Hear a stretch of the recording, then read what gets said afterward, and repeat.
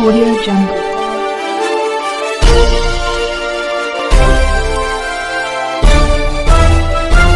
Audio Jungle.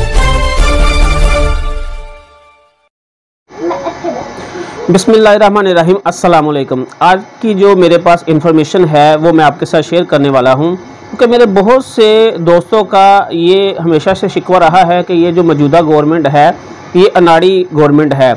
लेकिन मेरे पास जो इन्फॉर्मेशन है वो मैं आपके साथ शेयर करने वाला हूं कि इसी ही गवर्नमेंट ने एक तारीखी कारनामा अंजाम दिया है। मैं तो ये कहूँगा कि एक तारीखी रिकॉर्ड कायम किया है कि जो 73 सालों में पाकिस्तान की किसी गवर्नमेंट ने नहीं किया वो इस गवर्नमेंट ने कर दिखाया है। इसका ये एक बड़ा कारनामा है कि जो गुज़श्ता साल 2020 का जो गुज़रा है इसमें उन्होंने तकरीबन 2357 अरब डॉलर की एक्सपोर्ट्स की है।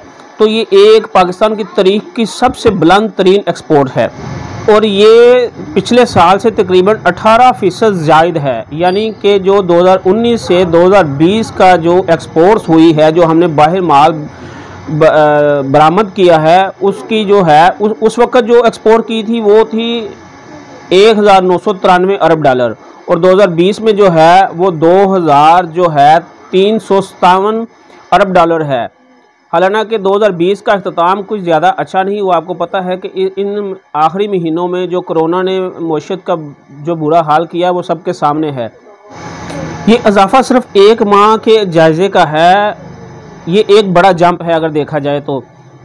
और अगर ये कोरोना का मसला ना होता तो ये इससे बहुत बड़ा जंप लगने वाला था। और इंशाल्लाह इस साल आप देखेंगे कि पिछले साल की निस्बत इस साल और बहुत आगे हम जाएंगे, क्योंकि अब जो है पाकिस्तान की इंडस्ट्री चल पड़ी है। इस वक्त तो बड़ी इंडस्ट्री में जाके देखें तो लेबर शॉर्ट्स हैं, आर्डर मिल रहे हैं और काम रात दिन तेज़ी से जारी है। तो इंशाल्लाह ताला जिस रफ़्तार से हम जा रहे हैं, जो हमारी मौजूदा रफ़्तार है, इसी रफ़्तार से अगर चलते रहे तो इस साल हम पिछले सालों से इंशाल्लाह 2000 अरब डॉलर ज़्यादा कमाएंगे।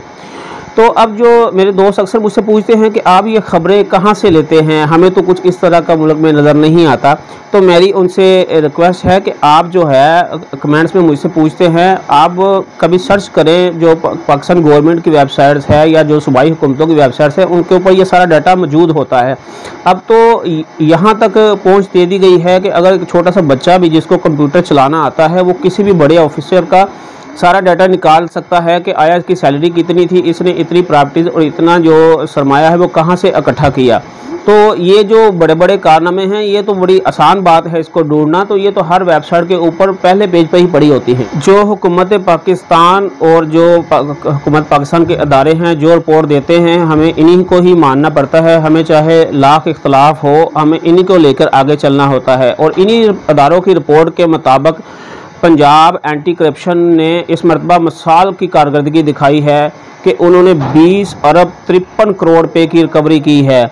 ये भी एक मिसाल कायम की गई, जिसमें से 53 करोड़ तकरीबन डायरेक्ट रिकवर किए गए हैं। जो लोग बेज़ाब्तगियों में पाए गए, जो कि करप्शन में मुलव्वस है, उनसे डायरेक्ट रिकवर किए गए। और उसके अलावा जो है वो दूसरे पैसे जो रकम है वो मुख्तलिफ़ जगहों से कब्ज़े छुड़ाकर या नजायज़ जो भी प्रॉपर्टी इस्तेमाल की जा रही थी प्राइवेट तौर पर, उसको रिकवर करवाकर ये सारा रेवेन्यू जो है वो गले में जमा करवाया गया है। अब यूँ कह लीजिए कि बस ये बड़े चोरों के बाद अब जो है छोटे चोरों की बारी आ गई है। इस साल जो है अब छोटे चोरों की बारी है। इनमें सरफहरसत जो है यहाँ के पेट्रोल पंप्स हैं उनके बहुत ज़्यादा बेज़ाब्तगियाँ पाई जाती हैं और प्रॉपर्टी टैक्स नदेंदगान की बेशुमार कतार है। उनके ऊपर बड़ा सख्ती से रिएक्शन लिया जा रहा है गवर्नमेंट की तरफ से। FBI पूरी तरह मुतहर्रिक है और इस साल इंशाल्लाह ताला वो भी अच्छा रिज़ल्ट निकलेगा। और दूसरी बात जो है वो एक तो जो ऐप थी ना पाकिस्तान नहीं सिटीज़न पोर्टल ऐप, वो तो है वफाक के तहत वो काम कर रही थी। अब पंजाब गवर्नमेंट ने भी एक ऐप मुतारफ़ कराई है, रिपोर्ट करप्शन ऐप। मैं तो कहता हूँ आप इसको अपने मोबाइल में इंस्टॉल करें, इसका बड़ा एक्टिव रिज़ल्ट आपको मिलेगा। मैंने तो ये खुद आजमाई हुई है। आपके महल्ले या आपके मुतल्लिका किसी भी अदारा जो गवर्नमेंट का है वो आपका अगर काम नहीं कर रहा या आपके जायज़ काम के भी पैसे मांग रहा है तो आप इसकी कंप्लेन इस ऐप पे कर सकते हैं, आपको बड़ा अच्छा रिज़ल्ट मिलेगा इंशाल्लाह। प्रॉपर्टी मालकान और पेट्रोल पंप मालकान के ख़िलाफ़ शिकंजा जो है बहुत टाइट किया जा रहा है। और इसमें हज़ारों प्रॉपर्टी भी सील की गई हैं, करोड़ों रुपए जुर्माने किए गए हैं, 345 पेट्रोल पंप सील किए गए हैं और तकरीबन 62 तो मस्मार कर दिए गए, यानी मुकम्मल तौर पे गिरा दिए गए हैं। तो ये एक बड़ा तगड़ा इकदाम है, क्योंकि आपको पता है कि पेट्रोल पंप जो हैं वो एक आम आदमी नहीं बना सकता। ये जो है ज़्यादातर जो है वज़ीरों, मशीरों, सेनेटरों के ही होते हैं, उनकी सरपरस्ती में ही चलते हैं, क्योंकि ज़्यादातर तो जो लाहौर में तो कम है, लेकिन जो दूसरे शहरों में पेट्रोल पंप्स हैं वो तो किसी कंपनी से पेट्रोल भी नहीं लेते, स्मगल शुदा पेट्रोल सेल कर रहे हैं। तो उनके ऊपर आज तक किसी गवर्नमेंट ने हाथ नहीं डाला था। एक तो वो पेट्रोल में स्मगलिंग करके लेके आते थे, उसके बाद उसमें मिलावट करते थे और फिर पेट्रोल डालते वक्त, सेल करते वक्त भी जो है वो कम डाल देते थे। तो इसके ऊपर जो ये हाथ डालना एक तगड़ा इकदाम है, क्योंकि आम आदमी जो गरीब आदमी है वो तो अपने घर बनाना भी मुश्किल है उसके लिए, तो पेट्रोल पंप हमेशा तगड़े लोगों के ही होते हैं। तो अब ये सवाल पैदा होता है कि इससे आम आदमी को क्या मिला, इससे आम आदमी की ज़िंदगी में क्या आसानी पैदा होगी। तो इसी तरह ही ज़िंदगी आसान होती हैं, क्योंकि इससे ये फ़ायदा हुआ कि जो पंजाब गवर्नमेंट का रेवेन्यू है वो 41.6% बढ़ गया है। ये एक बड़ा जंप है, क्योंकि पिछले साल में तकरीबन यही रेवेन्यू जो है वो 52 अरब रुपए इकट्ठा किया गया था, जो इस साल जो है 73 अरब रुपए इकट्ठा किया गया गुज़श्ता साल में। तो जैसे जैसे रेवेन्यू बढ़ेगा वैसे वैसे ही जो बैरूनी कर्जे हैं वो कम होंगे, तो फिर ही आम लोगों की ज़िंदगी आसान होगी, वरना तो ये सिर्फ एक टाइम टपाऊ पॉलिसी ही है जो हर हुकूमत अपनाती रही है।